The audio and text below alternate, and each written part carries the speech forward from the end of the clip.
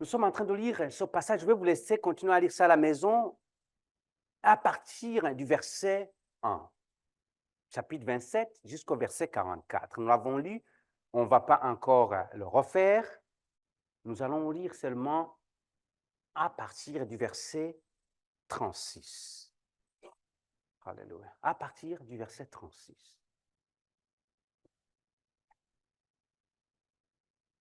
Vas-y au verset 35 un peu pour qu'on puisse juste être dans le bain. Après l'avoir crucifié, ils se partagèrent ses vêtements et en tirant au sort, ils ont pris ses vêtements. Ils ont maintenant commencé une loterie pour savoir c'est qui va prendre sa tunique, c'est qui va... Afin que s'accomplisse ce qui avait été annoncé par le prophète. Ils se sont partagés mes vêtements et ils ont tiré au sort ma tunique. Puis, je vais très bien ici. Puis, ils s'assirent et le gardèrent. Okay. Pour indiquer le sujet de sa condamnation, on écrivit au-dessus de sa tête, celui-ci est Jésus, le roi des Juifs. Je vous ai déjà, je pense que c'était à Pâques, prêché, qu'est-ce que ça signifie, cet acte qu'ils ont fait ici. Quand on dit pour indiquer le sujet de sa condamnation. À cette époque, je vous ai dit que la tradition faisait que quand un prisonnier avait commis des crimes, on la mettait dans sa cellule en prison. Et là où il était emprisonné, sur la porte de là où il était emprisonné, on affichait la liste de tous les crimes qu'il a commis. Et une fois qu'elle avait fini de purger sa peine, on lui donnait un certificat pour qu'il puisse sortir. Alors ici, regarde, qu'est-ce qu'on fait pour indiquer le sujet de sa condamnation? Donc, toujours dans cette culture-là, on est en train de dire maintenant les crimes que Jésus-Christ a commis. On écrivit au-dessus de sa tête, celui-ci est Jésus, le roi des Juifs. J'aimerais que vous puissiez faire bien attention, c'est parce que quand on lit ce passage, on pense que, on est en train de lui donner le titre. On est en train de reconnaître qu'il était le roi des Juifs. Non! Ici, on était en train d'écrire le crime qu'il a commis.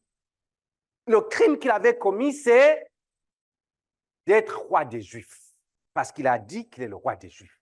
C'était ça, son crime. Vous comprenez maintenant quand vous lisez? Parce que des fois, on pense que on est en train de lui donner, c'est pour dire c'est pour l'encourager qu'il était là. Non, non, non, non, non. C'était une condamnation pour dire, voilà pourquoi il est condamné, ce criminel-là. C'est parce qu'il est le roi des Juifs. Verset 38. Avec lui furent crucifiés deux brigands, l'un à sa droite et l'autre à sa gauche. La Bible ne nous a jamais mentionné le nom de ces brigands.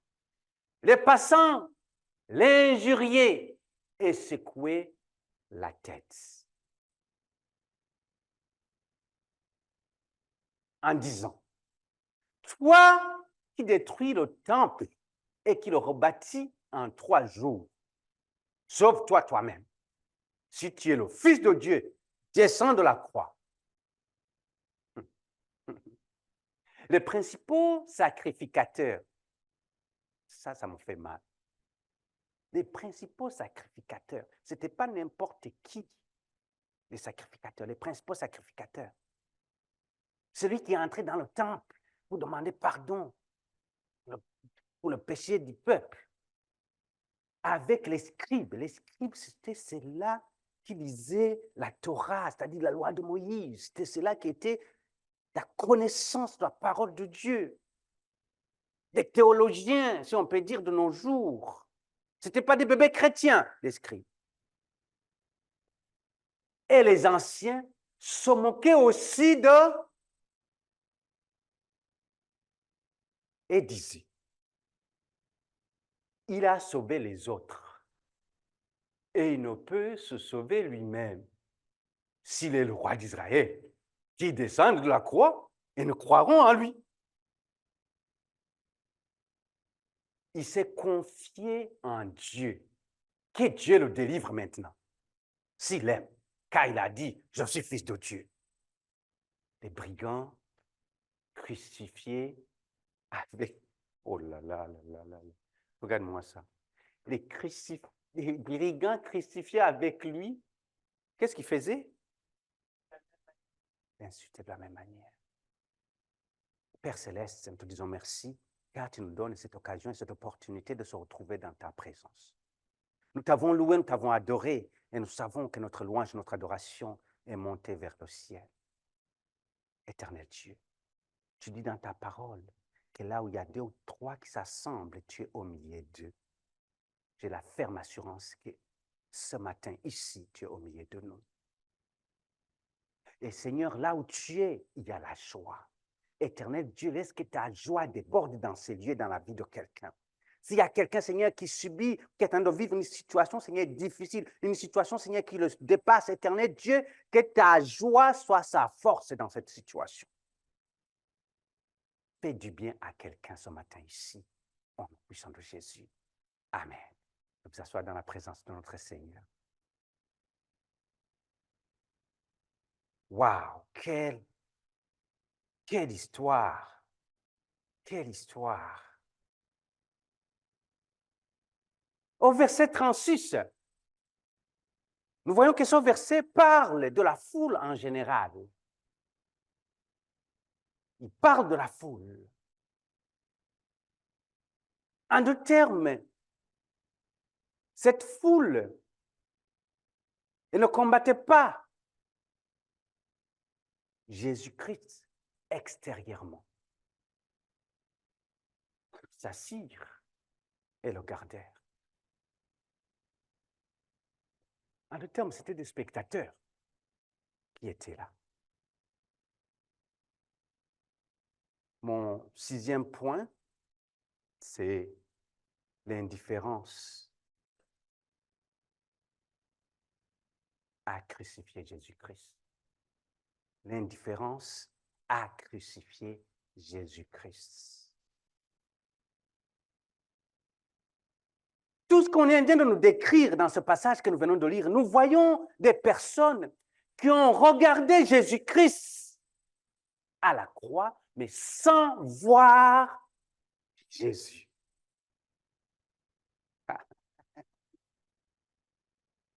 Ils ont regardé Jésus-Christ à la croix, sans voir Jésus. Voilà pourquoi on vient de lire une histoire triste. Tout le monde qui vient, les passants qui se moquent de lui, tout le monde qui parle de lui, même les brigands qui étaient avec se moquent de lui, tout le monde.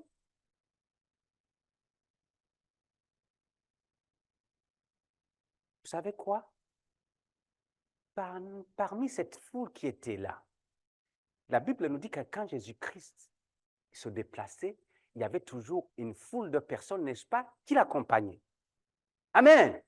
Rappelez-vous, quand c'était le moment, tout le monde avait faim et c'était le moment de donner du pain et du poisson. Combien de personnes ont mangé? 5000 hommes. 5000.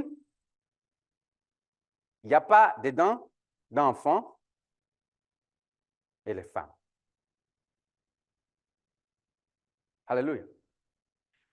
On peut dire qu'ici, là, quand toute la ville, toute la région, ils ont entendu que maintenant, celui qui a nourri, il est en train d'être crucifié ou il a été arrêté, je suis sûr, dans la foule, il y avait beaucoup de personnes qui étaient dans les 5000 hommes qui ont mangé. N'est-ce pas? Quand il a fait des miracles, il y avait des personnes qui étaient là, qui étaient témoins de ces miracles, qui étaient là. En d'autres termes, ces gens-là qui ont acclamé quand ils ont mangé le pain et le poisson. Ces gens-là, ils avaient un amour ou des pensées sentimentales, mais ils ne se sont jamais alignés sur Jésus-Christ. Et c'est ça le danger qui nous guette dans l'Église aujourd'hui. Il y a beaucoup de personnes, ils éprouvent des émotions quand ils pensent à la bonté de Jésus-Christ. Ils éprouvent des émotions quand on chante un cantique qui les touche, qui vient les chercher. Parce que ce cantique, je me rappelle, je l'ai écouté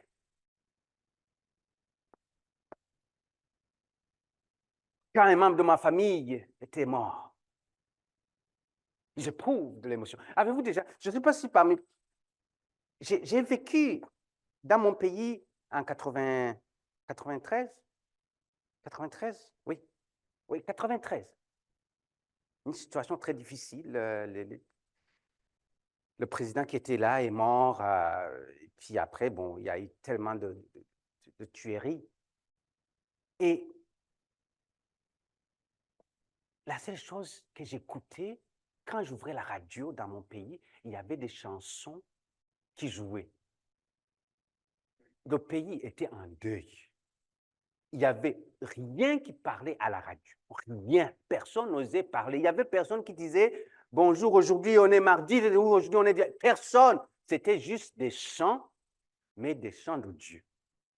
Alors, des fois, quand j'écoute et que je tombe sur cette chanson-là, ça m'amène une émotion. Ça me rappelle cette situation difficile où le pays était fermé au complet, où il n'y avait personne qui savait qu'est-ce qui se passait, où tu n'avais pas de nouvelles si ta famille était encore en vie ou non. Donc, ça me ramène dans ces émotions-là. Mais laisse-moi vous dire, en tant qu'enfant de Dieu, nous devons aller au-delà des émotions quand il s'agit de notre Seigneur Jésus-Christ.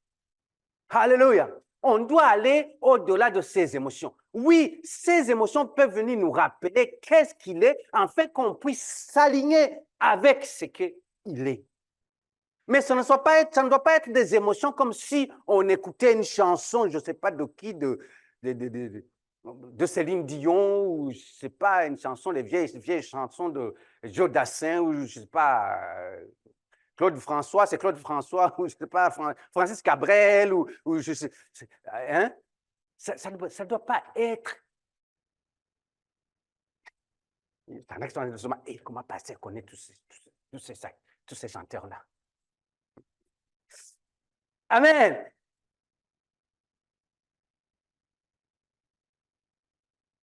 Il vous faut ou il vous faudra. Luc, verset 23 et 48. Je vais vous montrer quelque chose. Je vais vous montrer quelque chose. Alléluia. Je vais vous montrer quelque chose. Luc chapitre 23, verset 48. Et tous qui assistaient en foule à ce spectacle, après avoir vu ce qui était arrivé, s'en retournèrent, se frappant. Ici, Luc amène un aspect particulier. J'aime quand je lis l'évangile de Luc parce que Luc était le plus instruit de tous les évangélistes. Amen. Luc était un docteur. Et quand vous lisez son évangile, vous allez voir qu'il est beaucoup plus travaillé. Okay? Ils s'en retournèrent, se frappant la poitrine. Comment je peux vous montrer? Comment je peux vous montrer cette scène? Ils viennent de voir que Jésus-Christ est à la croix et crucifié. La foule. Ils étaient là pendant que Pilate demandait « Qui est-ce que vous voulez que je relâche? Barabbas ou Jésus ?» Ils ont regardé à côté. La foule, qu'est-ce que la foule est en train de dire? Il ne faut pas que je dise quelque chose qui est contraire. Hein? Je ne vais pas me faire frapper ici parce que je ne vais pas me faire, je ne veux pas que j'arrive à la maison. Ils regardent, ils voient la foule, toute la foule dit « Barabbas, Barabbas !» Ils sont là.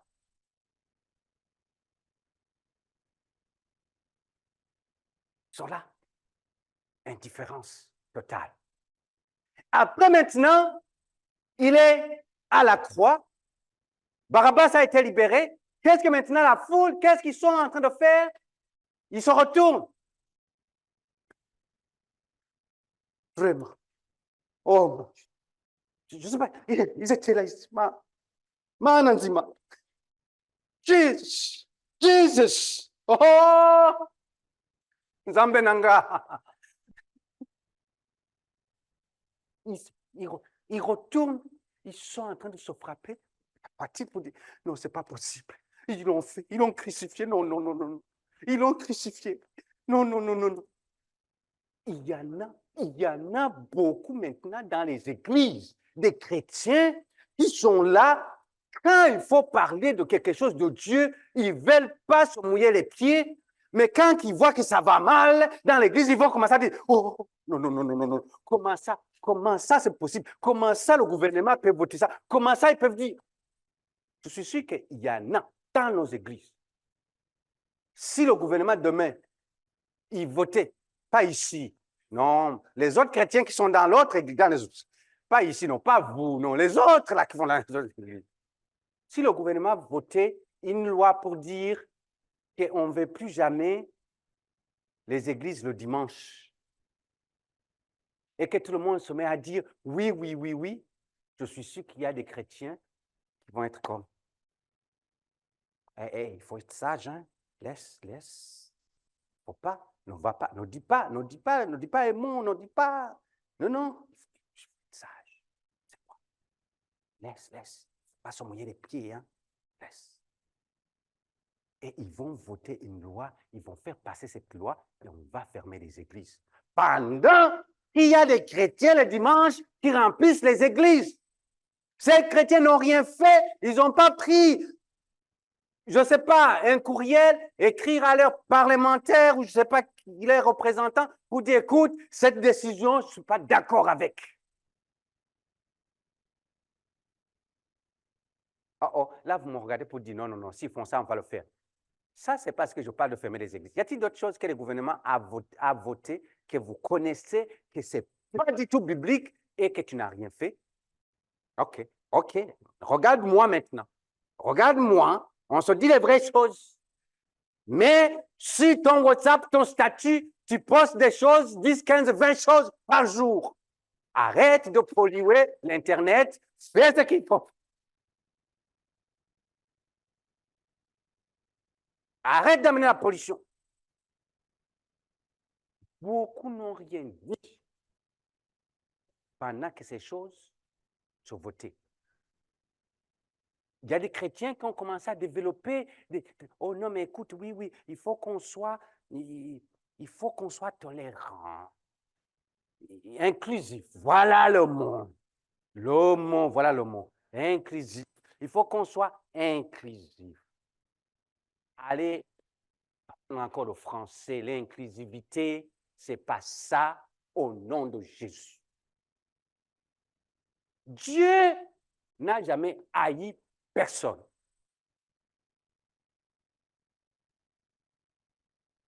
Du plus petit, noir, blanc, jaune, rouge, vert, je ne sais pas tout ce que vous voulez, Dieu les a tous créés. Et il a dit qu'il a tant aimé l'homme. Attends. Il a tant aimé les chrétiens? Non. Il a tant aimé le monde qu'il a donné. Qu'est-ce que vous voulez que Dieu fasse d'autre? Il a donné son fils unique. Je n'ai jamais vu le Premier ministre donner son enfant. Je n'ai jamais vu un président donner son...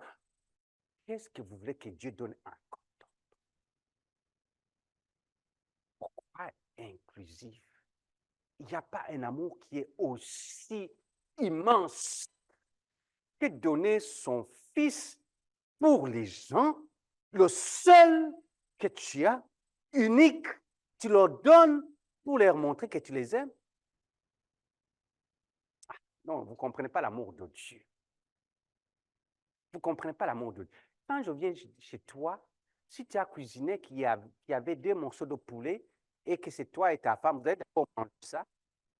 Et après, vous allez pouvoir soit manger après que je sois parti, ou soit s'assurer que tu manges avant que j'arrive, parce que vous en avez juste pour deux. Si vous m'en donnez, il y a un qui ne va pas manger. Si tu ne peux pas libérer un poulet, comment tu vas me dire que tu m'aimes comme ce Dieu-là? Alléluia. Alléluia. L'indifférence des enfants de Dieu.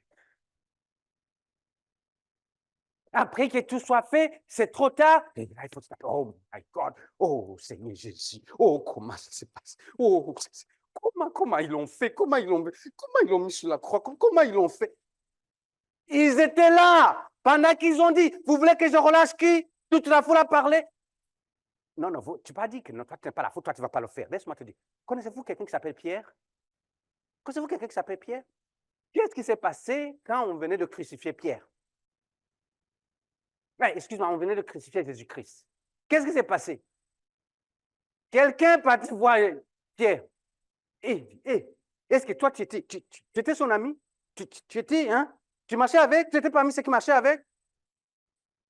Qu'est-ce qu'il a fait Pierre? Il dit, oh non, non, non, non, non, non, non, non. Ça, je ne connais pas ce peuple-là. Je ne connais pas ce. Non, non, non, non. Moi, je n'étais pas là.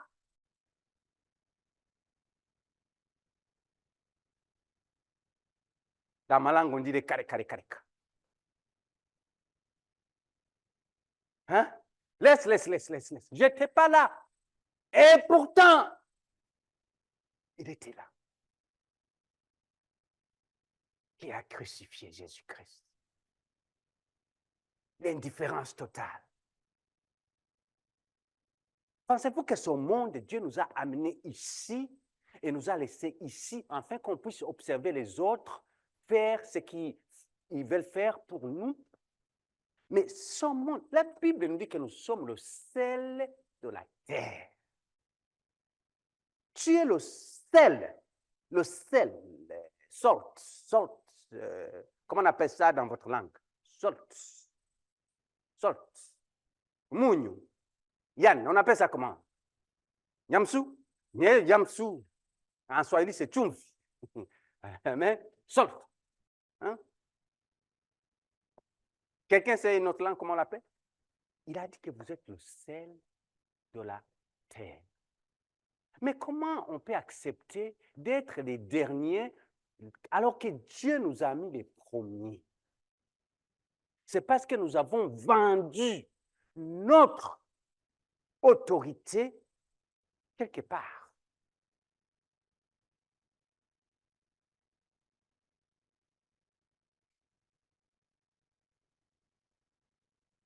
Depuis quand tu as vu une situation qui se passe dans ce pays, tu as dit non, non, non, là, je me lève. Ce soir, je vais prier pour cette situation. Vous savez, tu n'as pas besoin de sauter avec les pancartes sur la rue. Puis non, non, non, non. Mais tu peux te mettre à genoux. Tu dis, je refuse cela au nom de Jésus-Christ. Certains d'entre vous, vous n'avez pas l'autorité dans vos problèmes parce que vous ne savez pas prendre l'autorité alors que Dieu vous l'a donné. Vous faites trop de compromis. Trop de compromis. Beaucoup maintenant, ils affichent leur souffrance sur leur statut public. Est-ce qu'ils sont en train d'attirer la compassion de qui? Des fois, tu peux juste aller voir sur les statuts et tu peux savoir qu'est-ce qui est en train de se passer dans la vie de cette personne. Tu peux te dire, oh non, cette personne est dépressive. Oh non, non, non, je vois. Ici, ça sent la dépression. Ça sent la dépression. Juste savoir ce que la personne poste. Okay? Quand tu vois quelqu'un commence à poster des choses, de se donner le moral, c'est que ça va mal. Je vous donne point à la ligne. Allez lire les statuts. Dès que tu vas voir quelqu'un qui commence à donner mettre des paroles de sage, de sagesse, de ci et ça. Okay? Oh, il agira un jour. Je sais que mon Dieu, il est toujours là pour moi. Il y a quelque chose qui est en train de se passer. Amen? Parce que quand tout va bien, tout est là, tout va bien, tout est sur plateau, il n'y a rien qui va mettre sur son statut. Il n'y a rien qui va mettre parce que tout va bien. Amen. Non, non, mettez vos choses sur le statut. Je ne vais pas sur les statuts. Ne pensez pas que je vais lire vos statuts. Vous avez un pasteur qui ne lit pas sur les statuts. Vous n'allez jamais me voir lire vos statuts. Mettez tout ce que vous voulez. Je ne vais pas sur les statuts. Non, je ne vais pas. Je n'ai pas le temps d'aller voir vos statuts. Je n'ai pas le temps. Ces gens-là observaient tout simplement. Ils observaient, ils étaient là, mais dans une indifférence totale. Les gens, mes frères et sœurs, vont à l'église, écoutent un prédicateur prêcher, essaient de le comprendre, prennent quelques notes, mais cela ne change jamais leur vie. C'est là où on est rendu aujourd'hui dans les églises. Tu peux aller à toutes les conférences de ce monde qui existent, mais aussi longtemps que tu ne prends pas une décision, il n'y a rien qui va se passer dans ta vie. Attends, non, non, regarde-moi très bien, je vais vous le dire. Écoutez-moi très bien. Écoutez-moi très bien. Il n'y a aucun apôtre, aucun prophète, aucun évangéliste, aucun pasteur, aucun docteur de la loi, aucun docteur de la loi ne va faire de toi ce que Dieu veut que tu sois aussi longtemps que tu n'as pas donné la place à Dieu de faire ce qu'il veut faire dans ta vie. Pourquoi vous allez chercher des injections juste vite fait?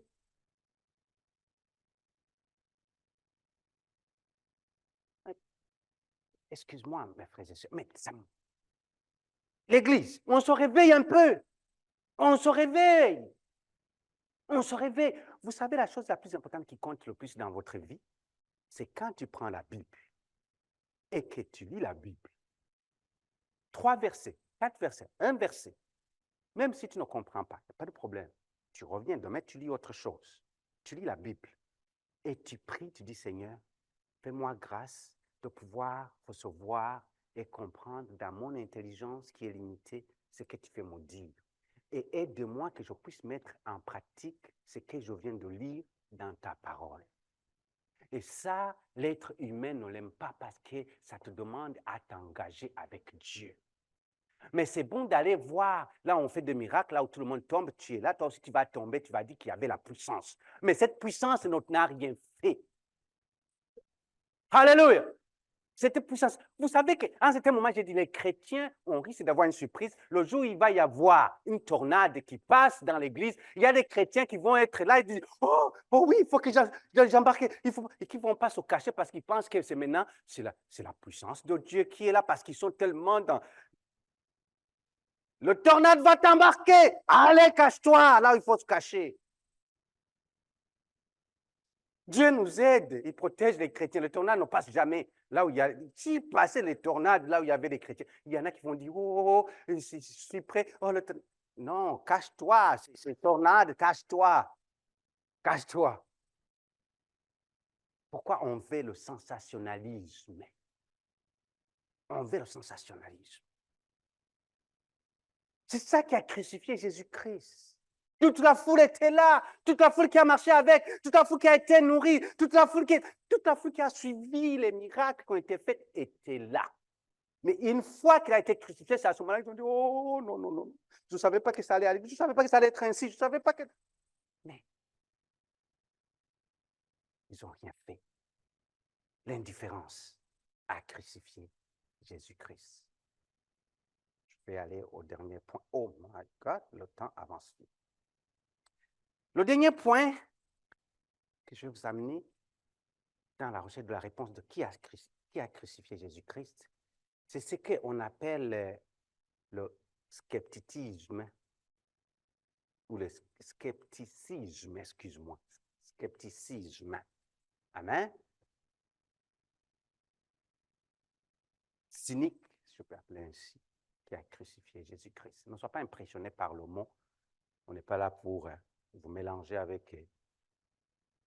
Le scepticisme, c'est une philosophie qui a été développée par un philosophe grec qui s'appelle Pyrrho, et lui qui a vécu 300 ans avant Jésus-Christ. Et lui, il était spécial. Lui, il disait que l'homme ne peut pas atteindre la connaissance de la vérité, ok? Qu'il est nécessaire maintenant de pratiquer en toute chose ce qu'on peut appeler comme, ok, juge toujours. Quand on te dit quelque chose, n'accepte pas tout de suite. Soit amène le doute, ok? Érige un doute. C'était ça, sa théorie. Et tu as entendu quelque chose, érige un doute. Donc, n'accepte rien comme vrai. Ok? N'accepte rien comme vrai. Et qu'est-ce que ça nous amène, ce scepticisme?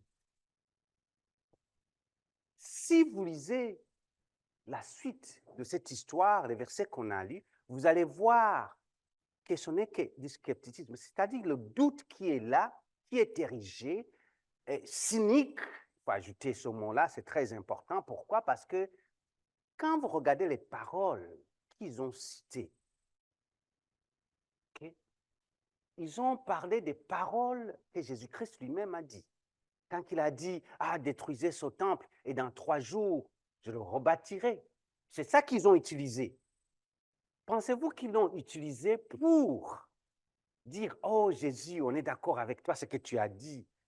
Ce passage-là, ce message était vraiment... Non. Ils ont utilisé ça pour faire quoi?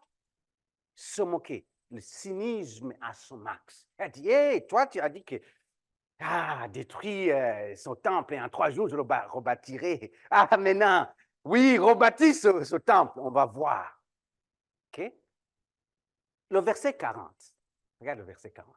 En disant, toi qui détruis le temple et qui le rebâtis en 3 jours, sauve-toi toi-même. Si tu es le Fils de Dieu, descends de la croix. Il voit qu'il est à la croix. J'aurai un jour, un moment pour vous prêcher qu'est-ce qui s'est passé à la croix. Parce que quand on vous dit qu'ils ont enfoncé un clou ici, il y a plus que juste cette histoire qui se raconte. En tout cas, pour le moment, vu qu'on n'a pas le temps, à la croix, on enfonce des clous. Ce n'étaient pas des petits clous pointus. C'était bien des gros clous. On dit que pour passer, il devait briser les os. Et il est là, il vient d'expérimenter tout ça. Sur les pieds, la même chose. Il voit les souffrances que le Seigneur des Seigneurs est en train de subir. Et puis, comme si ce n'est pas assez, il dit, si tu es le Fils de Dieu, descends de la croix.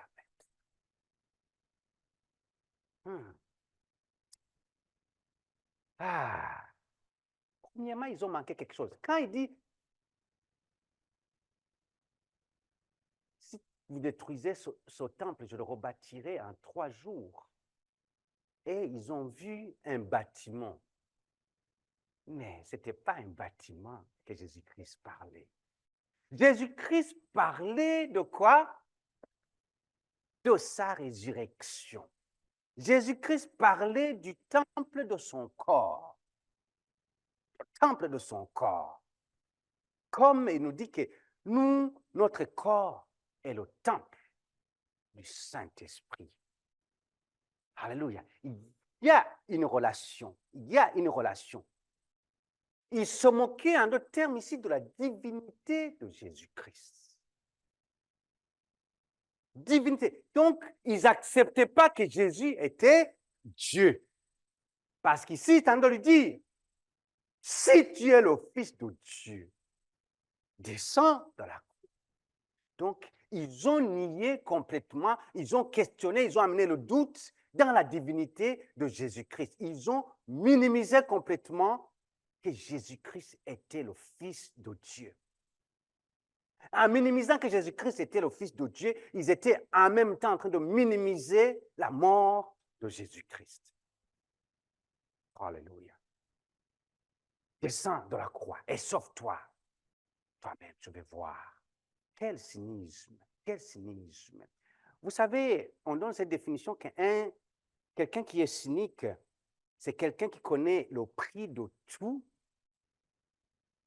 et la valeur de rien.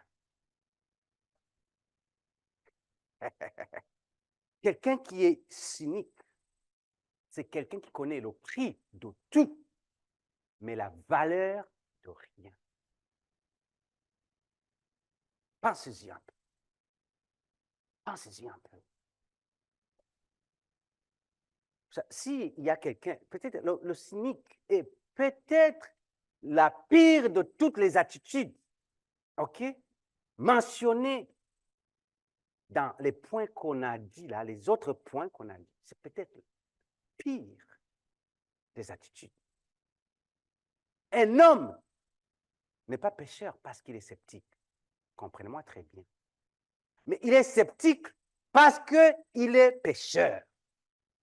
OK. Un homme n'est pas pécheur parce qu'il est sceptique. OK? Tu ne peux pas être pécheur parce que tu es ci, tu es ça, tu as étudié parce que tu n'as pas étudié, parce que tu as plus de connaissances, parce que tu n'as pas plus de connaissances. Non, non, tu n'es pas être. Mais tu es sceptique parce que tu es pécheur. En d'autres termes, tu es celui que tu es aujourd'hui parce que tu es pécheur. En d'autres termes, ce qui t'éloigne de la présence de Dieu, ce qui t'éloigne de recevoir les choses de Dieu, c'est parce que tu es pécheur.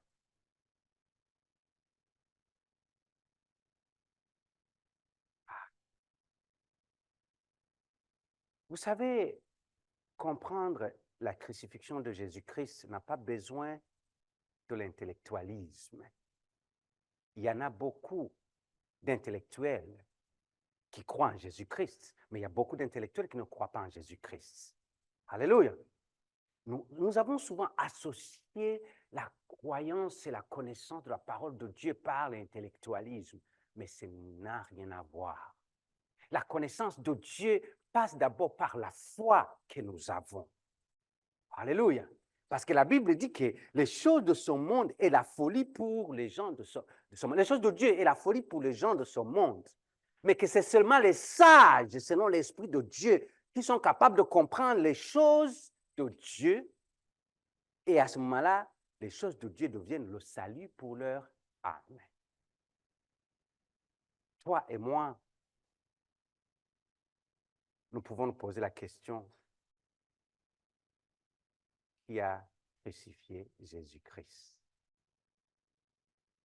Nous avons vu dans quelques points qu'il y avait les attitudes. Okay? Mais je voulais te donner l'atterrissage aujourd'hui.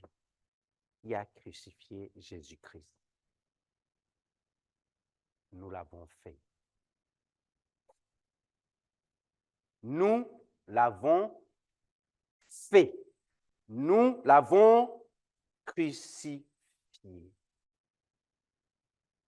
Qui a crucifié Jésus-Christ? Nous l'avons crucifié.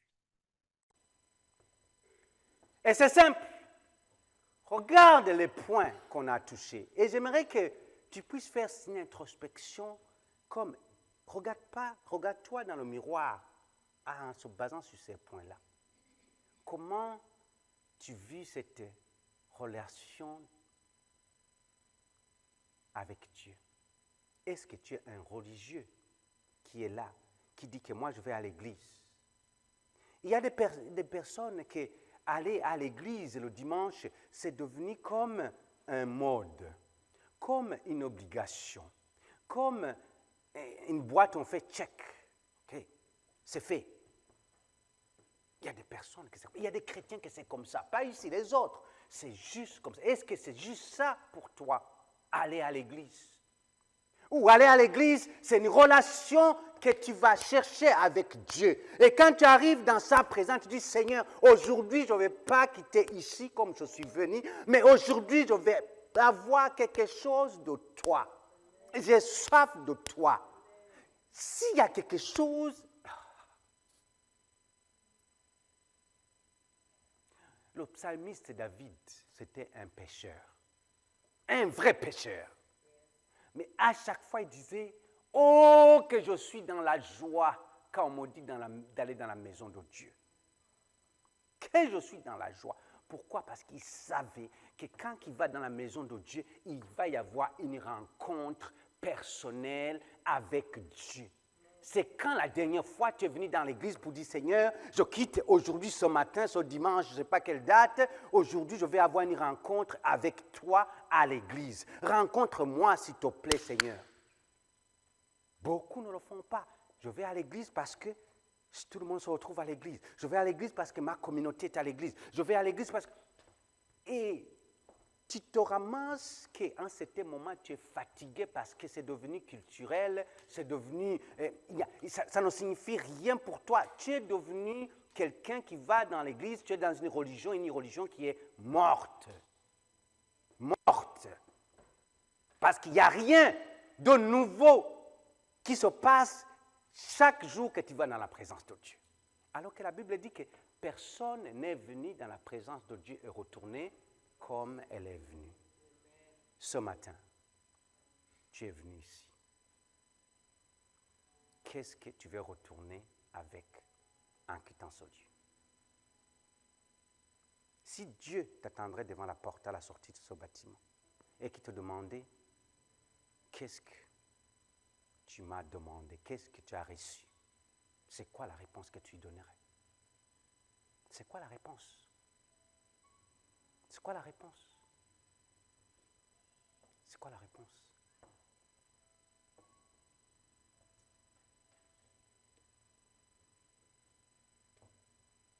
Tu ne peux pas quitter ici puis retourner dans la religion.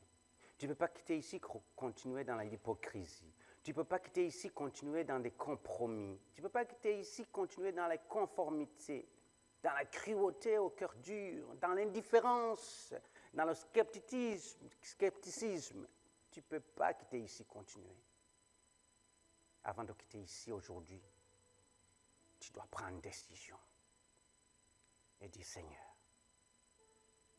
est-ce que si tu revenais aujourd'hui, tu me dirais que je continue à te crucifier? On va se tenir debout.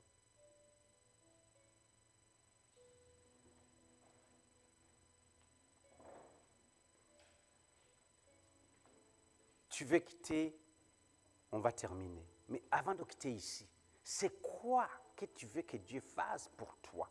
C'est quoi?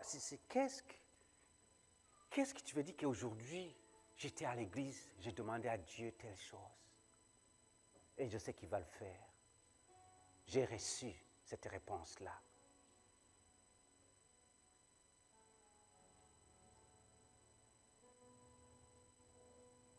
Pose-toi cette question.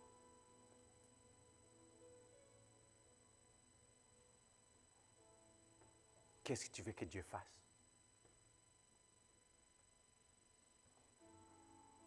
J'aimerais que chacun puisse répondre à cette question. Et je veux qu'on puisse prier maintenant. On ne peut pas être cette église que juste on vient là pour se réjouir et on retourne à la maison. Mais on veut être ces chrétiens qui sont prêts à impacter le monde partout où je suis. Autour de moi d'abord, dans ma vie d'abord, dans ma maison d'abord et à tous qui sont autour de moi. Mais je dois faire la différence dans ma vie. Je ne peux pas continuer à vivre la même chose en me disant que je suis chrétien. Qu'est-ce que tu veux que Dieu fasse? Jésus a été à la croix. Il a tout donné, il a tout payé pour toi. Qu'est-ce que tu veux de lui aujourd'hui? Il te pose la question.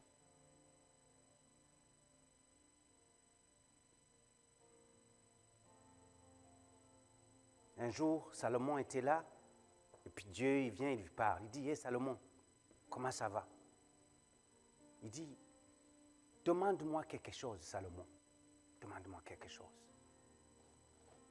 Si ce matin ou cet après-midi, Dieu venait et dit, hé, monsieur, hé, madame, demande-moi quelque chose.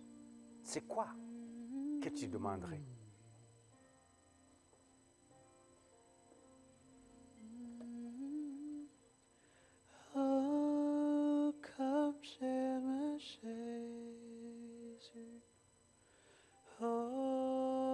comme j'aime Jésus.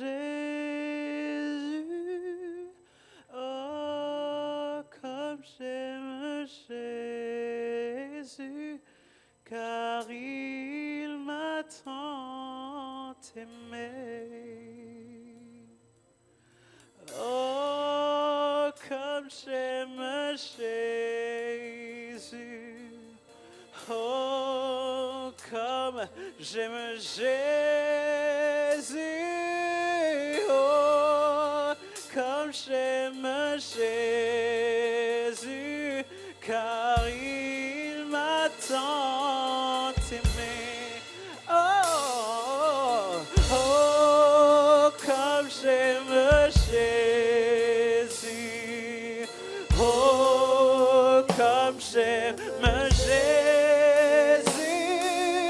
Oh, comme j'aime Jésus, car il m'attend. Oh, comme j'aime Jésus. Oh, comme j'aime Jésus. Oh, comme j'aime Jésus, car il m'a.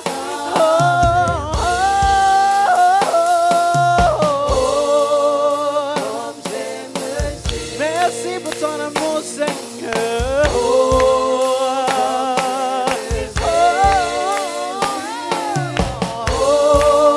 Comme j'aime Jésus, car il m'attend encore.